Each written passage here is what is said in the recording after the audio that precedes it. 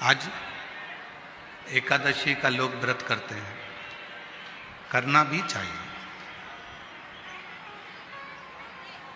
परम भगवदीय जीव एकादशी का व्रत करते हैं कि हम भोजन छोड़ देते हैं, हम ये नहीं खाएंगे, हमारी एकादशी है, हम ये नहीं खाएंगे, हमारी एकादशी है। पर शिव महापुराण की कथा कहती है कि एकादशी सफल कब होती है? जब आपकी 5 कर्मेंद्री, 5 ज्ञानेंद्री और 1 मन ये आपके कंट्रोल में हो, तो समझ लो कि एकादशी पूर्ण हो गई और एकादशी का फल आपको प्राप्त हो गया।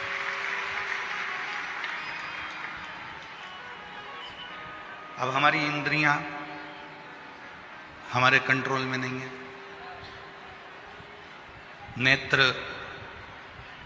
गलत देख रहे हैं,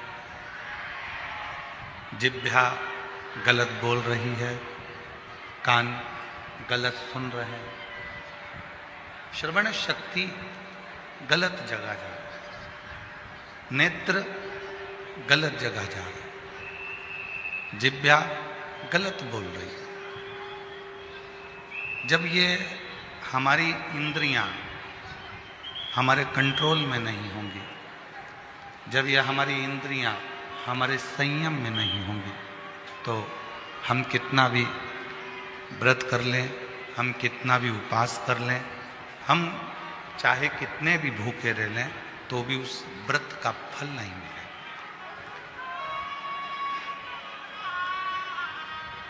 व्रत का फल कब मिलता है? जब हमारी इंद्रियां हमारे काबू में हो। कि नेत्र दिए रे तूने दाता बन के, नेत्र दिए रे तूने दाता बन के, और कभी नहीं दरस कियो, दयालु मैंने अवगुण बहुत कियो, अवगुण बहुत कियो, दयालु मैंने अवगुण बहुत कियो। और मुख तो दिया रे तूने दाता बन के, मुख तो दिया रे तूने दाता बन के, कभी नहीं भजन कियो, दयालु मैंने अवगुण बहुत कियो, कभी नहीं भजन कियो, दयालु मैंने अवगुण बहुत कियो, दयालु मैंने अवगुण बहुत कियो।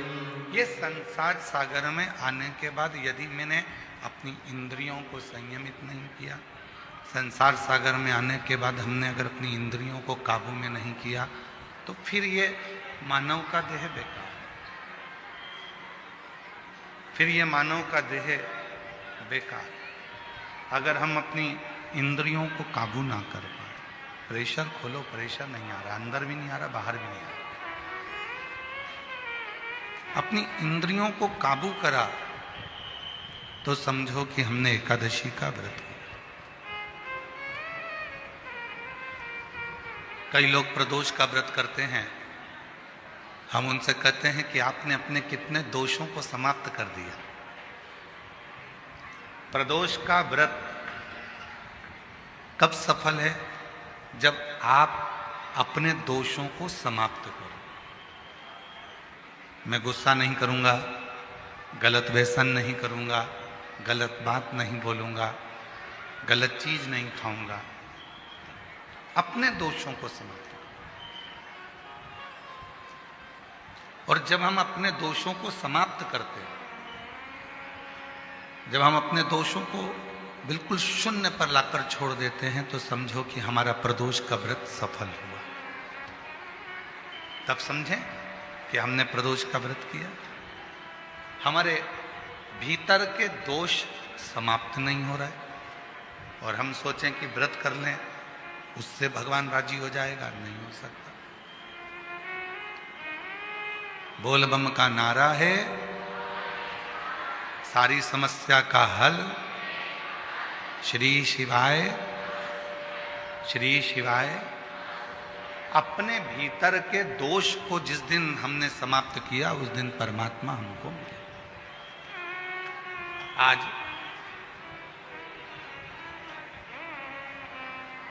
मां कर्माबाई की जयंती है। संपूर्ण देशवासियों को भगवान जगन्नाथ जी की परम भक्त, भगवान कृष्ण की परम भक्त मां कर्माबाई जयंती की बहुत बहुत बधाई हो आप सभी। संपूर्ण साहू समाज को, जो मां कर्मा के वंशज हैं, सभी संपूर्ण साहू समाज को भी हमारी ओर से बहुत बहुत बधाई कि आपका जन्म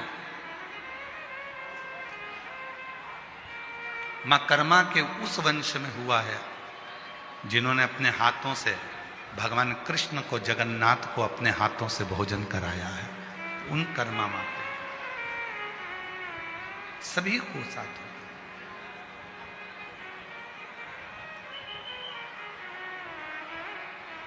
भक्ति, विश्वास, ये दो चीजें हैं।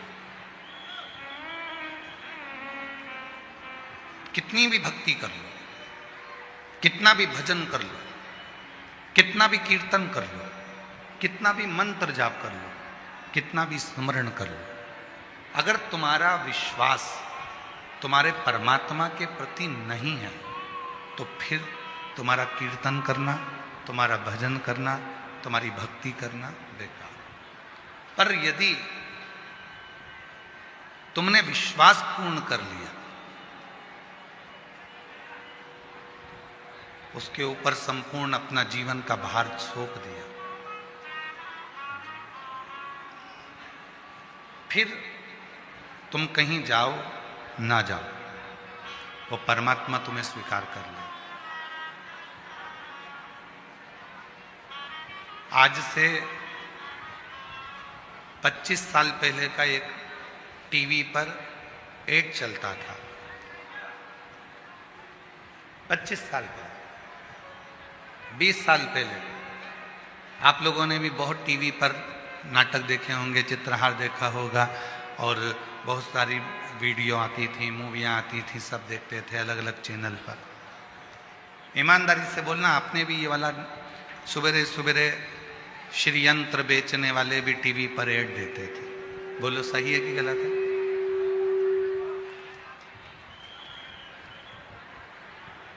फिर कुबेर यंत्र बेचने वालों ने भी कहा कि हम इस यंत्र को बेचें। फिर हनुमान जी का यंत्र भी बेचने वाले, हम हनुमान जी का यंत्र बेचें। पहले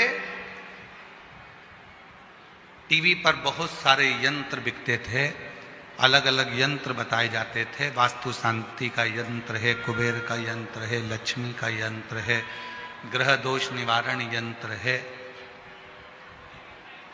सारे यंत्र बिकते थे। और उसको लेने के लिए किसी दुकान पर नहीं जाना पड़ता था, आपके यहाँ ऑनलाइन वो यंत्र घर पर आ जाते, उसको लेने नहीं जाना है। आपने टीवी पर ऐड देखा, मोबाइल पर, फोन पर बात करी, हमको ये यंत्र चाहिए, और वो यंत्र तुम्हारे यहां आ जाता।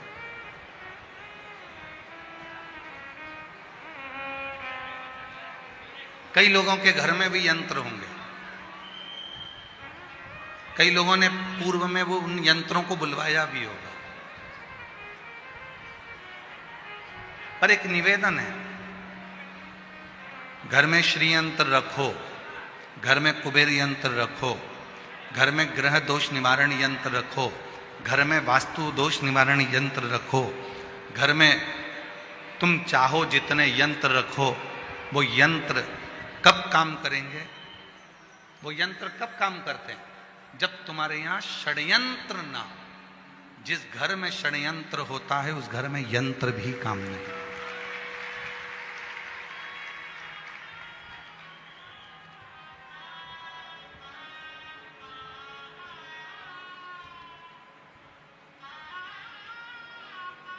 इतना षड्यंत्र घर के अंदर चलता है।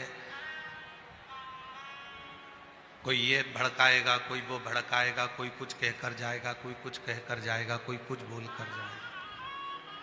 भाई भाई में षड्यंत्र चल रहा है, बहन भाई में षड्यंत्र चल रहा है, बहू सास में षड्यंत्र चल रहा है, देवरानी जेठानी में षड्यंत्र चल रहा है, पड़ोसी अड़ोसी धड़ोसी सब में षड्यंत्र चल रहा है। अब ईमानदारी से बोलो, इतने षड्यंत्र यदि घर में इतने षड्यंत्र चलेंगे तो कोई यंत्र तुम्हारे यहां काम करेगा? अरे बोलो तो जम के, नहीं कर सकते। षड्यंत्र घर में चलना बंद हो जाए, बहू सास का षड्यंत्र चलना बंद हो जाए, ननंद भाभी का षड्यंत्र चलना बंद हो जाए, बेटी माँ का षड्यंत्र चलना बंद हो जाए, बाप बेटे का षड्यंत्र चलना बंद हो जाए, भाई भाई का षड्यंत्र चलना बंद हो जाए, रिश्तेदारों का एक दूसरे के प्रति षड्यंत्र चलना बंद हो जाए। जो ये षड्यंत्र चलता है तो कोई यंत्र भी काम नहीं करता। यंत्र कब काम करेगा? जब आप षड्यंत्र से दूर हो।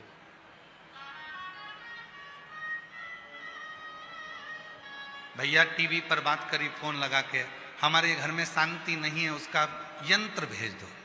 उसने ग्रह शांति का यंत्र भेजा, पर ग्रह शांति का यंत्र काम ही नहीं कर रहा, क्योंकि षड्यंत्र इतना ज्यादा हो रहा है। उधर से फोन आता है वो अपनी माँ को भड़का देते हैं, उधर से फोन आता है वो अपनी सास को भड़का देते हैं, उधर से फोन आता है वो अपनी बहू को भड़का देते हैं, उधर से फोन आता है वो अपनी बेटी को भड़का देते हैं।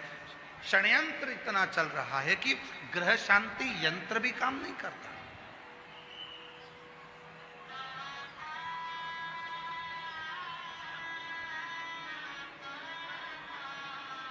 वो ग्रह शांति यंत्र भी काम नहीं करेगा अगर षड्यंत्र है। फिर किसी ने कहा कि महाराज जी हमारे घर में वास्तु दोष हो गया। वास्तु दोष हो गया, तुमने इधर की सीढ़ी तोड़वा कर उधर सीढ़ी लगवाई, तुमने दुकान बदल कर देख ली, तुमने घर बदल कर देख लिया, तुमने रिश्तेदार बदल कर देख लिए, तुमने घर की दिशा बदल कर देख ली, तुमने सोने का पलंग बदल कर देख लिया, तुमने रसोई घर बदल कर देख लिया। शिव पुराण कहती है जब तुमने सब कुछ बदल कर देख लिया और तो भी वास्तु दोष शांत नहीं हो रहा, तो अपने आप को थोड़ा सा बदलना प्रारंभ करो, तुम्हारा ग्रह का दोष और वास्तु दोष अपने आप शांत हो। हम बदल नहीं रहे, हम बदल नहीं पा रहे, अपने आप को नहीं बदल रहे। सास कहती है मैं नहीं बदलूंगी, बहू कहती है मैं नहीं बदलूंगी, बेटा कहता है मैं नहीं बदलूंगा, बाप कहता है मैं नहीं बदलूंगा। बदलेगा कौन? सीवर वाला महाराज बदलेगा कौन? बदलना तुमको पड़ेगा अपने घर को सही करने के लिए, श्रेष्ठ करने के लिए। अपने घर का सुख देखना चाहते हो तो अपने आप को बदलो, अपने आप। चंद्रमौली चंद्रशेखर चंद्रेश्वर चंद्रशेखर शिव महापुराण की कथा भूसावल में चल रही है। चंद्रशेखर सीखो, चंद्रशेखर शिव महापुराण की कथा से थोड़ा सा सीखिए कि चंद्रदेव सबको बदलना चाहते हैं। चंद्रदेव कहते हैं मेरी जो 27 पत्नियां हैं वो मेरे अनुकूल चले, और चंद्रदेव की 26 पत्नियां कह रही हैं कि आप हमारे अनुकूल तो चलो थोड़ा सा। दूसरे को झुकाने से पहले अपने आप को झुकना पड़ेगा। एक गुरुजी आ रहे थे घर पर, मम्मी पापा ने, माता पिता ने छोटे से बच्चे को समझा दिया, सुनो आज शाम को 4 बजे गुरुजी आएंगे, ठीक है, प्रणाम करना ठीक है, दंडवत करना ठीक है। बच्चे ने कह दिया ठीक है। शाम को 4 बजे गुरुजी आ गए। माँ ने अपने बेटे को बुलाया, बेटे को बुलाकर कहा चलो गुरुजी को प्रणाम करो। बच्चा कहने लगा नहीं करना। माँ ने फिर कहा गुरुजी को प्रणाम करो, अपने गुरुजी हैं प्रणाम करो। बेटा कहने लगा नहीं करना। इतने में माँ ने फिर बेटे को बुलाया, गुरुजी को प्रणाम करो, नहीं करना। माँ ने 2 थप्पड़ दिए, गुरुजी हैं प्रणाम कर, नहीं करना। पिताजी आए, पिताजी ने कहा बेटा अपने गुरुजी हैं प्रणाम करो, नहीं करना। गुरुजी हैं अपने प्रणाम करो, नहीं करना। पिताजी ने भी 2 थप्पड़ दिए। इतने में गुरुजी ने कहा क्यों मार रहे हो? माता पिता बोले ये प्रणाम नहीं कर रहा। गुरुजी बोला नहीं कर रहा तो मत करने दो, तुम दोनों तो करो। तुम दोनों तो प्रणाम करो। और जैसे ही माता पिता ने झुककर प्रणाम करा, इतने में बच्चे ने साष्टांग दंडवत कर लिया।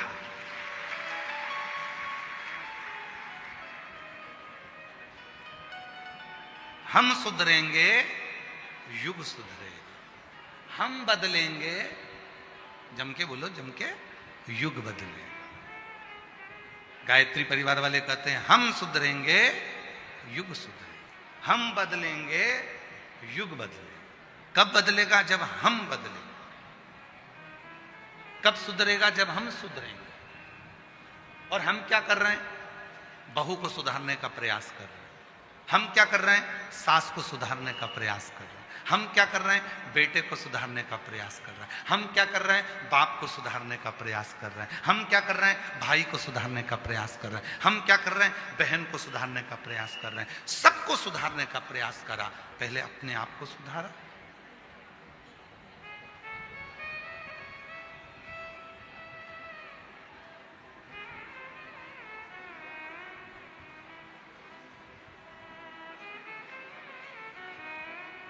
एक प्रवचन देना सरल है, पर प्रवचन देने वाले को भी प्रवचन अपनी जिंदगी में उतारना कठिन है।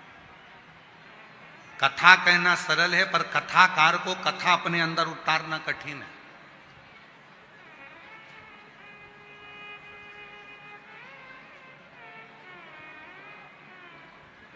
आज के जमाने में ढेर सारे कथाकार मिल जाएंगे, आपको कथा भी कहते हैं, पर वो कथा अपने जीवन में उतारते कितनी, कितना उतारते?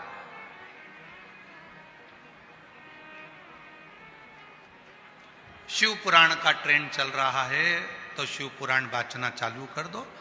श्रीमद् भागवत का ट्रेंड चले तो श्रीमद् भागवत वाचना प्रारंभ कर दो। रामचरितमानस का ट्रेंड चले तो रामचरितमानस वाचना प्रारंभ कर दो। नहीं भाई, शिव पुराण, राम कथा, श्रीमद् भागवत, गीता, ये सब पुराणे, जितने भी शास्त्र हैं, शिव पुराण कहती है जो भी पुराण बाचो आप दूसरों को बाच कर सुनाओ, उससे पहले उस पुराण का आधे से ज्यादा अंश अपनी जिंदगी में उतारो, तब शिव पुराण सुनाओ, तब श्रीमद् भागवत कथा सुनाओ, तब रामचरितमानस सुनाओ। अपने आप को सवारो थोड़ा।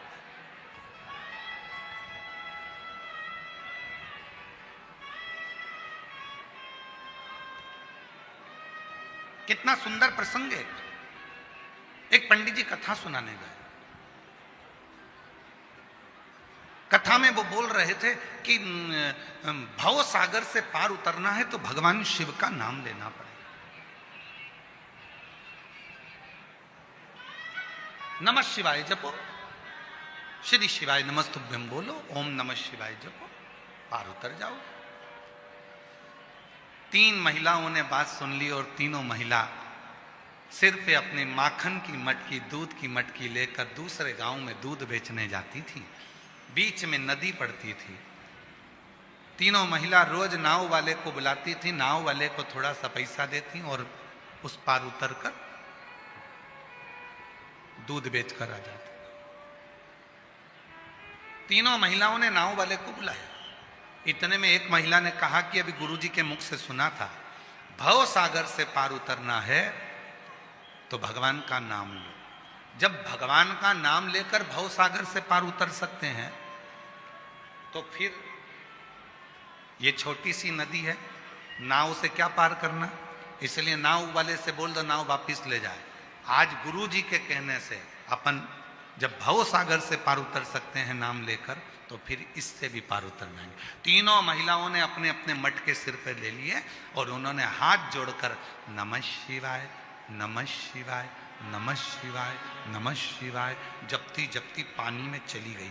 पानी में चलते चलते चलते चलते नमः शिवाय बोलते बोलते बोलते बोलते नदी पार कर ली। नदी पार उतर गई।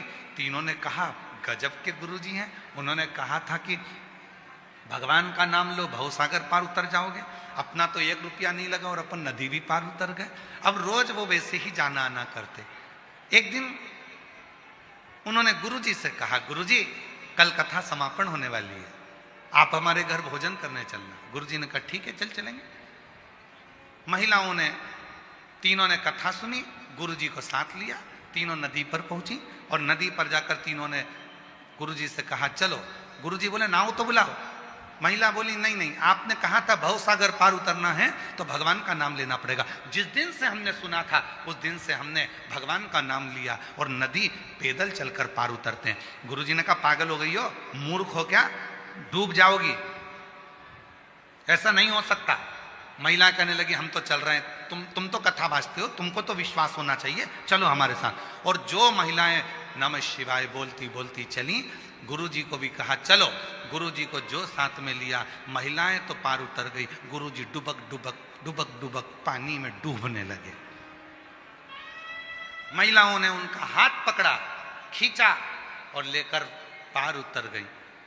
गुरुजी ने महिलाओं के चरण पकड़ लिए कि तुमने मेरी वाणी पर, मेरे पुराण पर, मेरी बात पर भरोसा करा, इसलिए तुम पार उतर जाती हो, और मैं बाँचता हूं तो भी भरोसा नहीं कर पाया, इसलिए डूब जाता, इसलिए डूब। एक कथाकार का सबसे बड़ा नियम होना चाहिए, जितनी कथा वो व्यासपीठ से कहते हैं उतनी कथा को अपने ऊपर भी अमल करें। जब अपने ऊपर अमल करेंगे और फिर दूसरे को कहेंगे तो वो कथा असर करेगी, वो कथा असर। कथा कब असर करेगी? जब वो अपने ऊपर भी धारण करे, अपने ऊपर। कई लोग कहते हैं वो सीहोर वाला बाबा कथा कहता है, इतने सारे पत्र इकट्ठे होते हैं, लोग कथा सुनने आते हैं, पत्र भी लेकर आते हैं, सबकी मनोकामना पूरी हो जाती है। ऐसा क्या है शिव पुराण की कथा में? हम कहते हैं कथा वाचने से पहले अपने ऊपर अमल करो। जितनी बातें शिव महापुराण में कही जाती है इस व्यासपीठ से, उतनी हमारे ऊपर भी पूरी पूरी अमल करते हैं, तब आपको व्यासपीठ पर आकर कहते हैं, तब स्वयं अमल करो।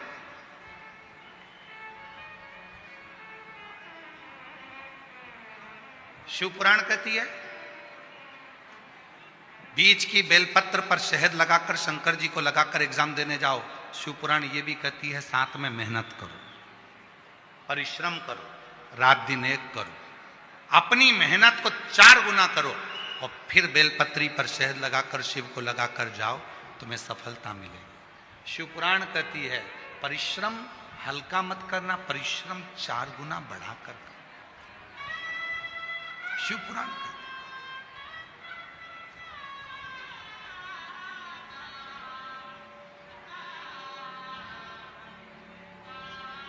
मेहनत करी आप लोगों ने यहां आने में, पार्किंग में गाड़ी रोक दी, सिर पर बैग रख लिया, लेकर चल दिए पैदल पैदल पैदल पैदल। परिश्रम करा आपने, मेहनत करी आपने, तो आप कथा के पंडाल तक पहुंचे हो। मेहनत नहीं करते तो यहां तक पहुंच नहीं पाते, घर पर रहते, अरे भैया इतनी भीड़, अरे भैया ट्रैफिक जाम, हमसे तो नहीं बनेगा, तो फिर नहीं जाओ।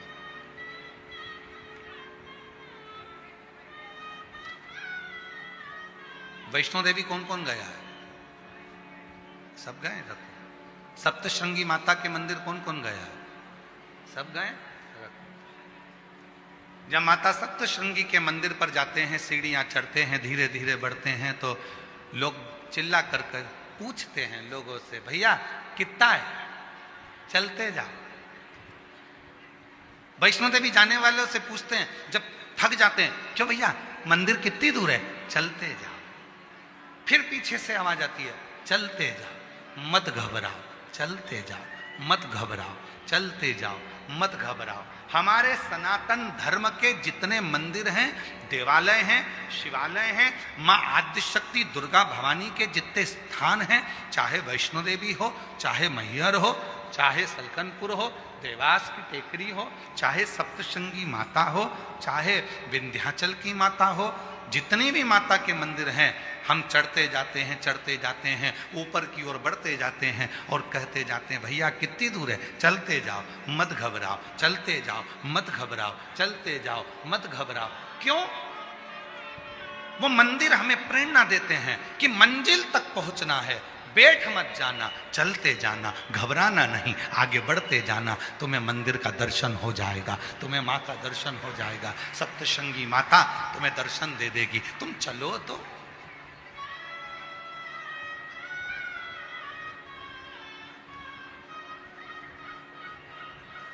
नूतन वर्ष आ रहा है,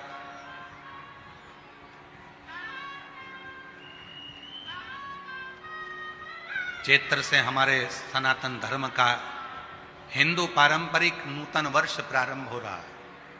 आप सभी को, देशवासियों को, हमारे नूतन संवत्सर की, नूतन वर्ष की संपूर्ण देशवासियों को बहुत बहुत बधाई, गुड़ी पड़वा। नूतन वर्ष आ रहा है। ऐसे वर्ष आते भी रहते हैं, जाते भी रहते हैं, आते रहते हैं, जाते रहते हैं। कितने वर्ष ऐसे निकलते चले जा रहे हैं। हम हमेशा कहते हैं नूतन वर्ष आ रहा है। अपनी नूतन सोच तो लाओ, नूतन विचार तो लाओ, नूतन अपना परिश्रम तो करो, अपनी मेहनत तो करो, अपना परिश्रम अपनी नूतनता के साथ बढ़ो तो।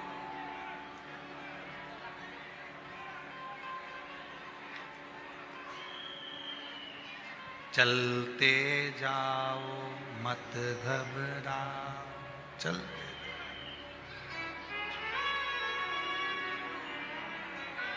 चलते। एक साल में कई मेरी जीजियां बैठी हैं और कई मेरे जीजा बैठे हैं, और कई मेरी बेटियां बैठी हैं, कई मेरे बेटा बैठे हैं, कई बुजुर्ग माँ बाप बैठे हैं।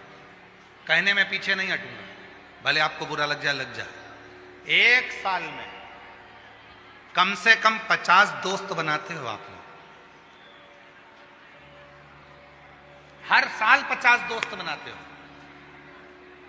शिव पुराण कहती है 50 दोस्त बनाना सरल है, पर एक दोस्त से 50 साल रिश्ता निभाना कठिन है। हर साल 50 दोस्त बनाते हो, पर शिव पुराण की कथा कहती है कि 50 दोस्त बनाना सरल है, पर एक दोस्त से 50 साल तक रिश्ता निभाना, 50 साल तक दोस्ती निभाना कठिन, बहुत कठिन।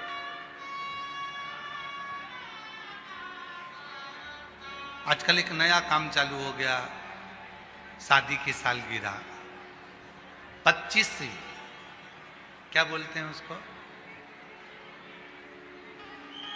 क्या बोलते हैं, सिल्वर जुबली।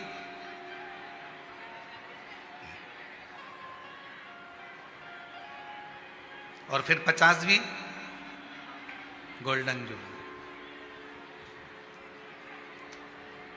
वरमाला पहना रहे हैं एक दूसरे को, घोड़ी पे चढ़ के आ रहे हैं, रिसेप्शन हो रहा है।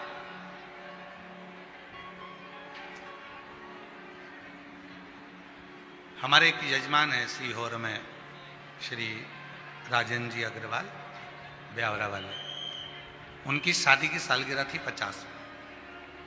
उनके बेटे रवि, रितेश, ये सब आए, कमलेश जी, शैलेश जी बैठे। उन्होंने कहा गुरु जी, हमारे काका जी की, ये रवि रितेश की पिताजी की शादी की सालगिरह है 50वीं, गोल्डन जुबली। हमने कहा बहुत बढ़िया, आपको बधाई है, 50 साल शादी के हो गए। कहा हमारा मन है कि हम इसको इस तरह से मनाएं, शादी के फंक्शन जैसा। हमने कहा शादी के फंक्शन तो पूर्व में हो चुके हैं, अब मनाना है तो कहीं भगवान की कथा कराकर, कहीं भगवान का भजन कराकर, कहीं भगवान का स्मरण कराकर, कहीं रुक्मणी मंगल कराकर, कहीं कृष्ण मंगल की लीलाएं गाकर, फिर आप अपनी शादी की सालगिरह मनाओ। फिर उन्होंने वैसी की वैसी ही मनाई, रुक्मणी मंगल कथा रखी, भगवत भजन रखा, स्मरण रखा, और वैसी ही मनाओ। बच्चों का जन्मदिन भी मनाओ, हम मना नहीं करेंगे। हैप्पी बर्थडे टू यू, हमारी तरफ से तुम्हें बधाई हो। शादी की सालगिरह भी मनाओ, मना नहीं है। सिल्वर जुबली, गोल्डन जुबली, तुम्हारी जो जो जुबली और चुगली जो भी है तुम सब मनाओ, मना नहीं है। पर निवेदन है उस जुबली के साथ में, उस जुबली के साथ में किसी प्राचीन मंदिर में, तुम्हारे गांव के मंदिर में, तुम्हारे शहर के मंदिर में कहीं मत जाओ, अपने भुसावल के मंदिर में, अपने शहर के मंदिर में, अपने जलगांव के मंदिर में, अपने गांव के मंदिर में, किसी मंदिर में जाकर जो तुम सिल्वर और गोल्डन जुबली मनाना चाहते हो, उस दिन उस मंदिर की पुताई करवाओ, सफाई करवाओ, मंदिर का डेकोरेशन करवाओ और शिव जी का अभिषेक करवाओ, तो सिल्वर जुबली, तो गोल्डन जुबली।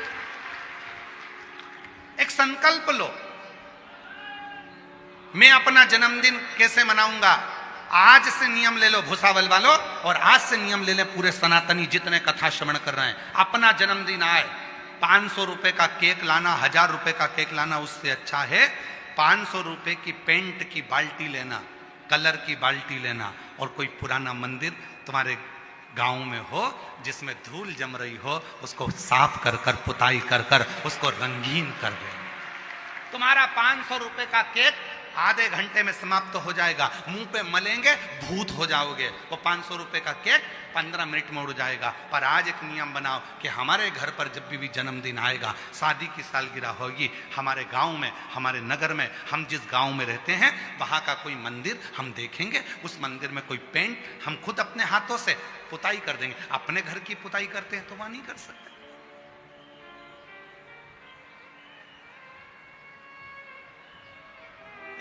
सफाई का भी एक दृष्टा, एक कथा है बहुत अच्छी, देखो।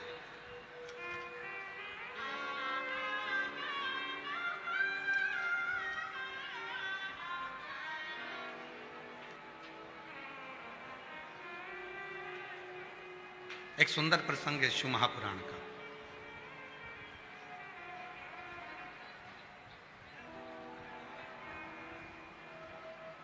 लिंग पुराण में ये वर्णन आता है, बड़े सुंदर प्रसंग को सुनिए। एक गांव में रहने वाला एक व्यक्ति था, लोग उसको प्रेम से शंभू कहते थे। बहुत भोला था, इतना भोला कोई बता दे ये काम कर लो तो वो काम कर ले, जो बोलो वो कर लेता। बूढ़ी मां थी, एक बहन थी,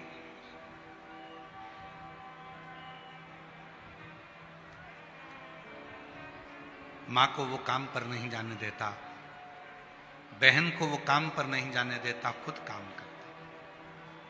भोला था, पढ़ा लिखा नहीं था, अनपढ़ था, विद्या नहीं थी, इतना विद्वान भी नहीं था, इतना विद्वान नहीं था, पढ़ा लिखा। काम क्या मिलता, किसी पेट्रोल पंप पर भी काम करना है तो थोड़ा पढ़ा लिखा होना जरूरी है, पैसा मिलेगा तो उसको संभाल के रखना पड़ेगा। किसी ऑफिस में काम करना है तो पढ़ा लिखा होना जरूरी है, किसी स्थान पर काम करना है तो पढ़ा लिखा होना जरूरी है। पर उसको तो कुछ पढ़ा ही नहीं था, परिस्थिति ठीक नहीं थी तो विद्या नहीं थी। भोला कहते थे लोग, बिल्कुल सीधा। इस कथा में भी कई माताएं ऐसी बैठी हैं एकदम भोली हैं, एकदम भोली। कई बेटे इस कथा में ऐसे बैठे हैं बिल्कुल भोले, कई बहुएं इतनी भोली होती हैं कुछ नहीं, कौन षड्यंत्र रच रचने तो उसको कोई मतलब नहीं। कई मेरे बेटे ऐसे बैठे हैं जिनको कोई मतलब नहीं, भोलापन है, कुछ नहीं। और जो भोला होता है ना उसको बहुत काम बताया जाता है। घर में बूढ़ी माँ थी, बहन थी, किसी को काम पर नहीं भेजता था क्योंकि गलत संगत में ना हो जाए, गलत कार्य ना हो जाए, तो खुद काम करता था। एक सेठ जी के पास गया, सेठ जी से हाथ जोड़कर कहा, बाबा जी। भोला ने हाथ जोड़कर कहा, मुझे काम दे दीजिए। लिंग पुराण का ये सुंदर दृष्टांत है, लिंग पुराण का ये बहुत सुंदर चरित्र है, बहुत सुंदर चरित्र। बाबा जी हमको थोड़ा सा काम दे दीजिए। काम? हाँ ठीक है। पढ़े लिखे हो? नहीं। कुछ आता है? नहीं। भोजन बना लेते हो? नहीं। कुछ नहीं। नहीं बना पाते? नहीं। कुछ नहीं। तो फिर एक काम करो, तुम हमारे घर में सफाई करना, तुम्हारे घर में पोछा झाड़ू करना, सफाई। ठीक है, झाड़ू पोछा कर लेंगे, सफाई कर लेंगे।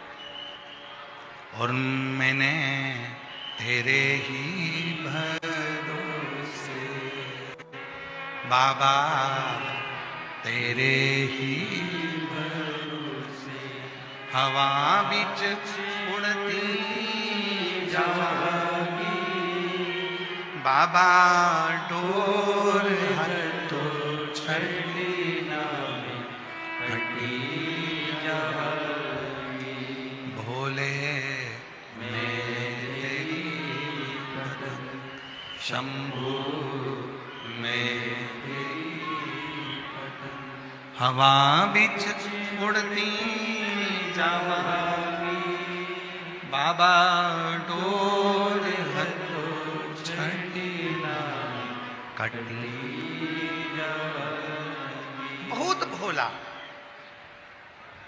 एक काम करो, तुम हमारे घर की सफाई करो, झाड़ू लगाओ, पोछा लगाओ, हम तुम्हें भोजन देंगे, लेकर तनख्वाह देंगे, लेकर। ठीक, झाड़ू पोछा करना। हर हर झाड़ू कर रहा है, पोछा कर रहा है।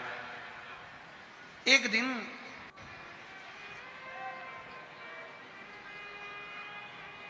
शिव मंदिर के सामने से निकलकर जा रहा था। शिव पुराण का बड़ा सुंदर संवाद है, थोड़ा ध्यान लगाकर सुनना है इसको। कहते हैं शिव भक्त की कथा सुनने में स्वयं शिव ही आनंद देते हैं, इसीलिए थोड़ा सावधानी से सुनना। शिव मंदिर के सामने से निकलकर जा रहा था। मंदिर में देखा बहुत कचरा है, बहुत सारी गंदगी हो रही है, लोग चढ़ाकर फूल चढ़े जाते हैं, पानी इधर उधर ढुल जाते हैं, सफाई नहीं करता। वो भोला मंदिर में चले गया, सेठ जी के यहां जाने से पहले वहां सफाई करी, फिर गया।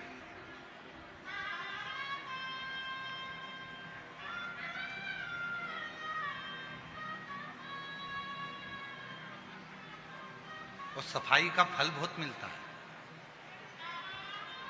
शिव मंदिर में दीप जलाने का, शिव मंदिर में सफाई करने का, शिव मंदिर में बुआरी लगाने का, झाड़ू लगाने का, शिव मंदिर में जल भरकर रखने का, शिव मंदिर में एक लोटा जल चढ़ाने का, शिव मंदिर में शंकर जी की चढ़ी हुई बेलपत्र उठाकर धोकर वापस शिव को चढ़ाने का बहुत फल मिलता है, बहुत फल।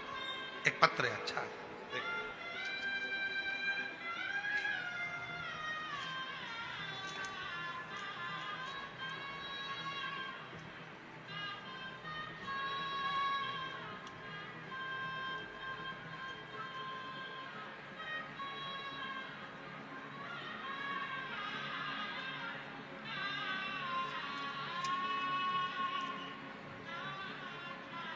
मैं संजय पंडरीनाथ किरोचे, मैं शाहपुर जिला बुरहानपुर का निवासी हूँ।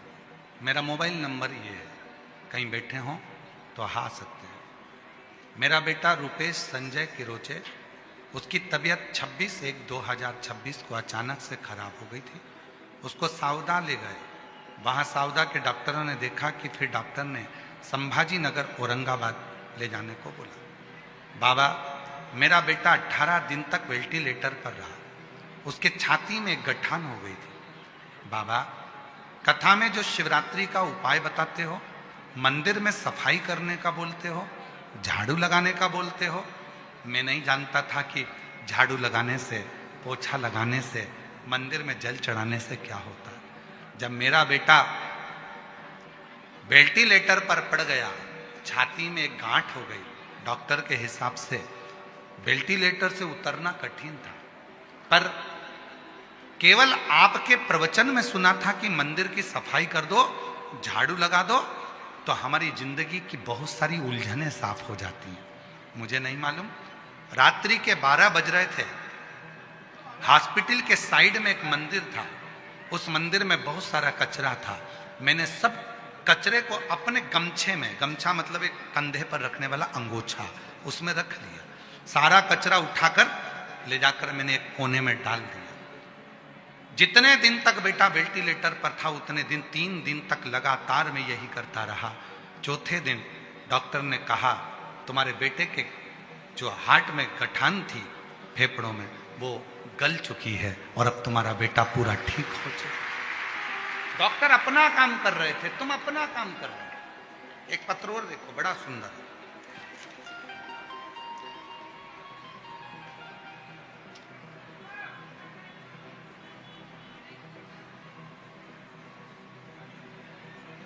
महादेव पंडरी बिराजदार, गांव खरोसा, तहसील ओसा, जिला लातूर, महाराष्ट्र से हैं। मैं नमन करता हूं। कागज पर तो बस शब्द हैं, असली प्रार्थना तो मेरे आंसुओं और धड़कनों में है। मेरी मैया आपके भरोसे है, इसे मेरी नैया आपके भरोसे है, इसे पार लगाना आपका। गुरुदेव शिव भोलेनाथ मेरा बेटा नरसिंह राव महादेव बिराजदार 30/4/2024 से इंडियन आर्मी का एग्जाम दे रहा है पर क्लियर नहीं होता। बहुत हार चुका था, सोच लिया था कि अब कुछ नहीं करेगा। आपके कहने पर मेरा बेटा मंदिर में जल चढ़ाने जाने लगा, सफाई करने लगा, मंदिर की झाड़ू पोछ करने लगा। मुझे नहीं मालूम उसका फल क्या मिलता है। आज बाबा को धन्यवाद देने के लिए बैठा हूं कि मेरे बेटे का सिलेक्शन इंडियन आर्मी में हो गया और बाबा की कृपा से इस सिक्किम में उसकी ट्रेनिंग चल रही है। सिक्किम में ट्रेनिंग क्या मिलेगा? आए हैं, आ जाओ आ जाओ आ जाओ आ जाओ। एक पत्र और है, देखिए।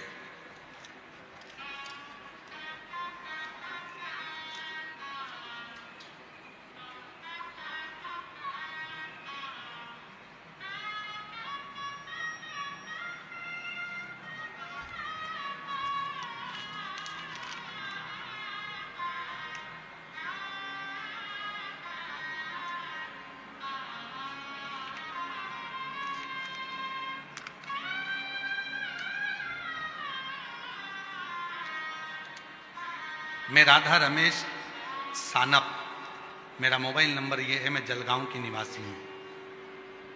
2020 से मुझे चौथी स्टेज का, 4th स्टेज का ब्रेन कैंसर हुआ। स्टेज देखिएगा कौन सा है ब्रेन कैंसर का, चौथा। आप ही हैं, आ जाओ, आ जाइए, आ जाओ। 4th स्टेज का कैंसर 2020 में हुआ। डॉक्टर ने कह दिया कि अंतिम समय है, ले जाओ। ब्रेन का कैंसर बहुत कठिन, ठीक हो नहीं सकते। नासिक के अस्पताल में ले गए, वहां डॉक्टरों को दिखाया, इलाज करवाया, पर डॉक्टर ने कह दिया मुश्किल है, उम्मीद बहुत कम है, उम्मीद बहुत कम है, ये ले जाओ। तब मेरी देवरानी ने बताया कि सियोर वाला बाबा कथा सुनाता है, कथा सुनने में बड़ी बड़ी बीमारी भी ठीक हो जाती है। सियोर वाला बाबा कथा कहता है और कथा सुनने में बड़ी बड़ी बीमारी ठीक हो जाती है। गुरुदेव, मैंने कथा सुनी, हर रोज मंदिर में जाके 1 लोटा जल चढ़ाती रही। दवाएं अपना काम करती हैं और आप कहते हो दुआ अपना काम करती है। बाबा, डॉक्टर ने तो 15 दिन दिए थे, आज मैं 2020 से अभी तक कैंसर को हराकर शिव की भक्ति करती हूं। कैंसर को हराकर शिव की भक्ति करती हूं। ऐसा चमत्कार, अटूट विश्वास किसी ने मेरे गांव के लोगों ने नहीं देखा, जो मुझे देखकर कहते हैं कि गजब, शिव के जल का इतना महत्व है, शिव की पूजन का इतना महत्व। एक पत्र और है।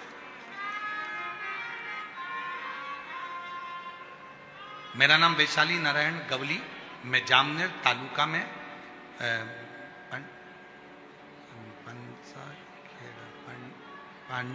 पंठासखेड़ा गांव से हूँ।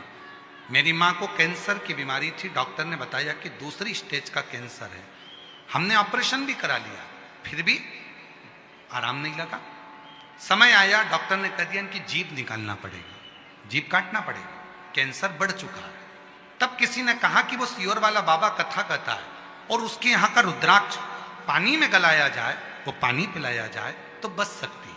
हम लोग तुरंत सीहोर गए, वहां से रुद्राक्ष लिया, तांबे के लोटे में गलाते, शिव जी को जल चढ़ाते और अपनी माँ को देते। माँ उसको थोड़ी देर मुंह में रखती।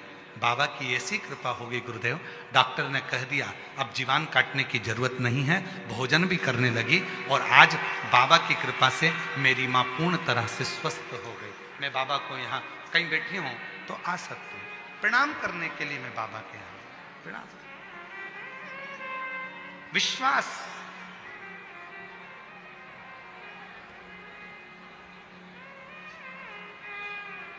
जो जैसी भावना,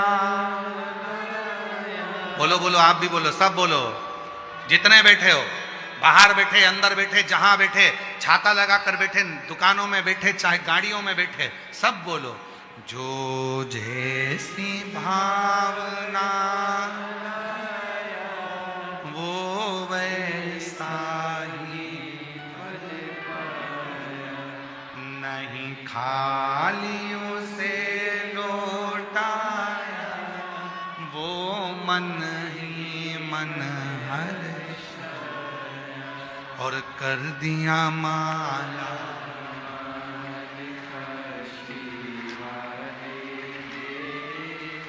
लुटा दिया।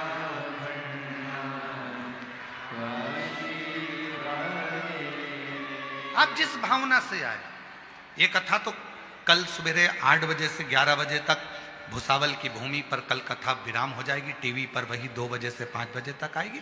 पर जितने जयपुर वाले हैं, राजस्थान वाले हैं, राजस्थान में कथा का समय, कथा शिव पुराण थोड़ी कम सुनने में पहुंचती है, पर जितने जयपुर के आसपास वाले हैं, निवेदन है 20 मार्च से 26 मार्च तक 1 बजे से 4 बजे तक उस बाबा से पंडाल में बैठकर उससे झोली पसार कर प्रणाम कर कर विनय करो। ये मौका लगा, सुनो, बोलो।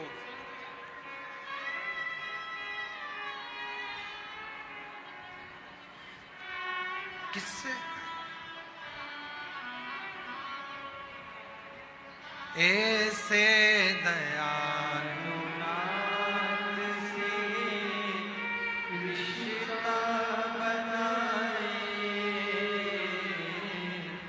ऐसे दयालु नाथ से रिश्ता बनाए। कैंसर से जीती है, एक बार जोरदार ताली बजाओ। 4th स्टेज से 2020 से लड़ रही है और शिव का पहुंच गई सीहोर कुबरेश्वर धाम और वहां का रुद्राक्ष लेकर आ गई। उसी रुद्राक्ष का जल शिव जी को चढ़ाकर पीना चालू कर दिया, मुख में रख लेती और 4th स्टेज के कैंसर को हराकर बाबा की प्रार्थना। शिव तत्व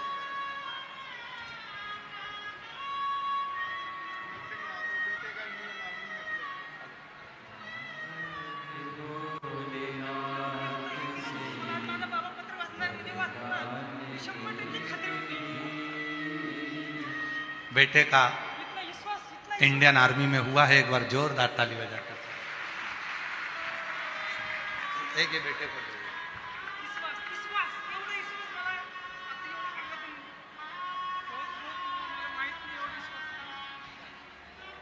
कह रहे हैं विश्वास इतना हो गया बेटे को कि बाबा है और जो कथा सुनता है बाबा उसकी झोली भरता है, ये निश्चय।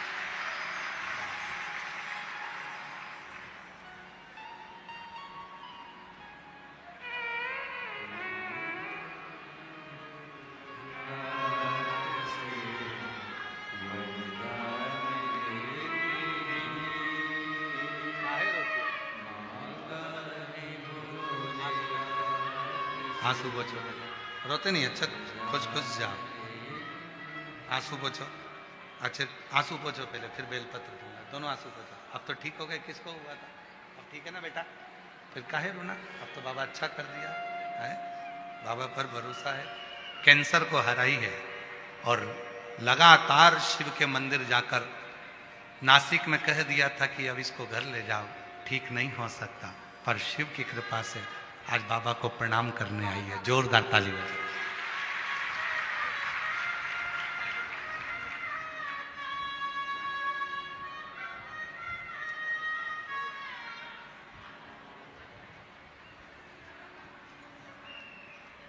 महादेव नमन चरणों में स्वीकार कीजिए, सबका किया है मेरा भी उद्धार कीजिए, उद्धार कीजिए। हे त्रिपुरधारी, हे त्रिशूलधारी, हे त्रिशूलधारी, हे त्रिशूलधारी। चरणों में तेरे बाबा जी पावन है चारों धाम। चरणों में तेरे बाबा जी पावन है चारों धाम। तेरी देव करते वंदना पूजे सीताराम। तेरी देव करते वंदना पूजे सीताराम। हो जाए पूरी कामना, हो जाए पूरी कामना। उपकार कीजिए, सबका किया है मेरा भी उद्धार कीजिए, उद्धार कीजिए। हे त्रिपुरधारी, हे त्रिशूलधारी। शिव से प्रार्थना करें। भोला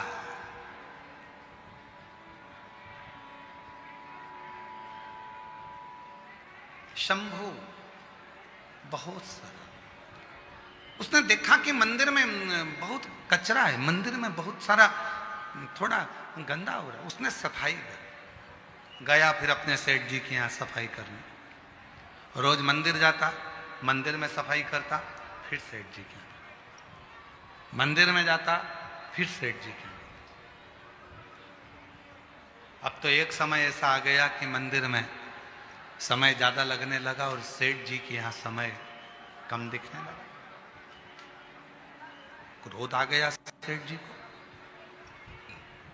गुस्से में लाल हो गया सेठ। लिंग पुराण की कथा कर रही है, शिव महापुराण की कथा कर रही है। सेठ जी ने हाथ पकड़ा उसको, घर से बाहर निकाल दिया। भूखा मरता है, मेरे घर से तेरा घर चलता है, तनख्वाह देता हूं तेरे को, रोटी देता हूं तेरे को, जब भूखा मरेगा तो मालूम पड़ेगा कहां समय पास करता है। शंभू के मुख से निकल गया, भोला के मुख से निकल गया। सेठ जी, जब आपके दरवाजे पर आता हूं उसके पहले मंदिर पड़ता है शिव जी का। थोड़ा कचरा दिखता है तो सुबह सुबह मैं वहां पर झाड़ू पोछा कर आ जाता। झाड़ू पोछा तो मैं आपके यहां भी करता हूं तो वहां भी कर देता।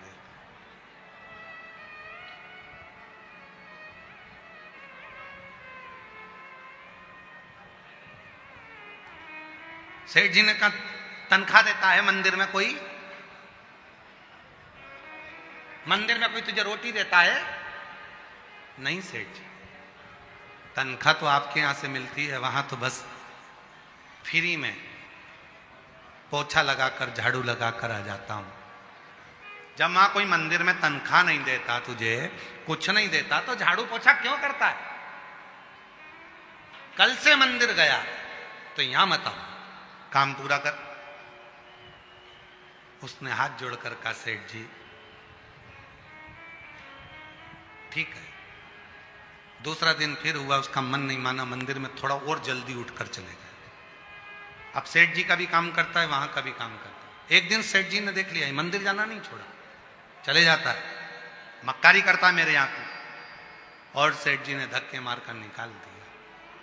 शंभू भोला आज घर पर गया, भूखी थी मां बहन, आज कुछ लाए नहीं। शंभू नहीं, भोला कुछ लाया नहीं। नहीं, क्यों? सेठ जी ने काम से निकाल दिया। क्यों? मंदिर जाता था, झाड़ू पोछा कर देता था, फिर सेठ जी के यहां चले जाता था, सेठ जी को अच्छा नहीं। अब क्या करेगा? भोला के मुख से निकल गया, सेठ जी के यहां करता था तो सेठ जी तनख्वाह देते थे, शंकर जी के यहां करता हूं तो शंकर जी तनख्वाह देंगे। तनख्वाह शिव देगा, तनख्वाह और कोई नहीं देगा, मेरा शिव देगा।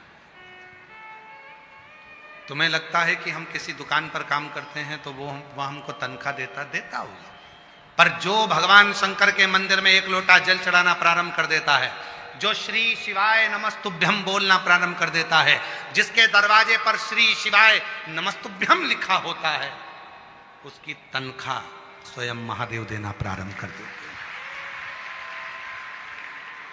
शिव देते।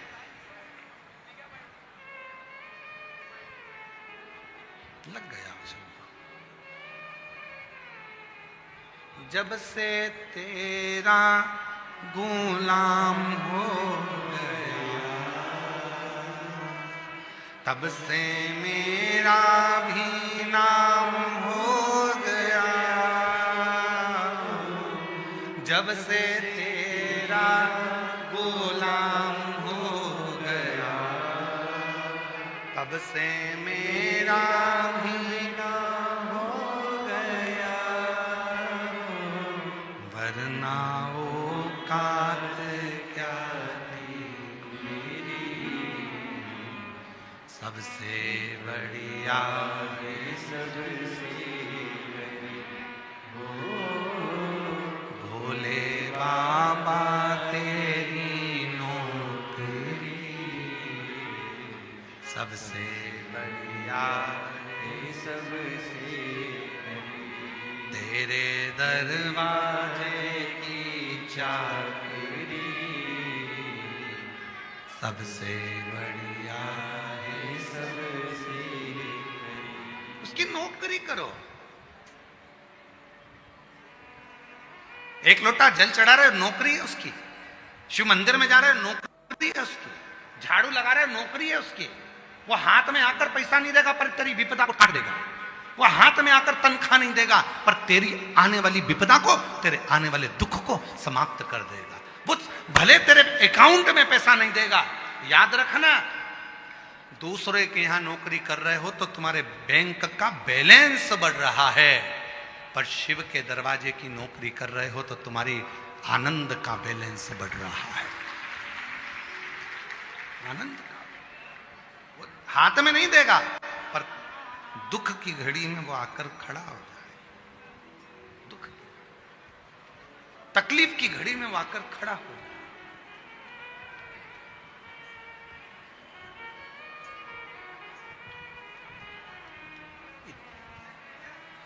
और वो तकलीफ की घड़ी में जब वो आता है, दुख की घड़ी में जब वो आता है, ये इतने जो पत्र हैं, आप पत्रों का ढेर देखोगे तो इतना, हर कथा में पत्रों का ढेर लगता। आप देखो पत्रों का ढेर, देखिए ये तो आज के पत्र हैं इसलिए हम इसको इधर रख ले।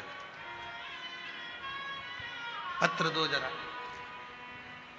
और बहुत सारे पत्र तो हम पढ़ ही नहीं पाते। पत्र लाइए।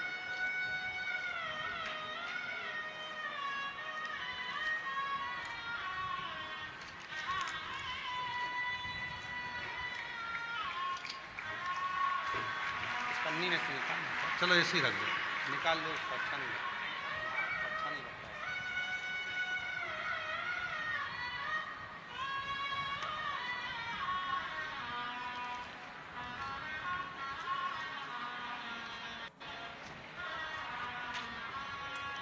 तो एक जन ही खड़े पकड़, एक जन यहीं खड़े पकड़।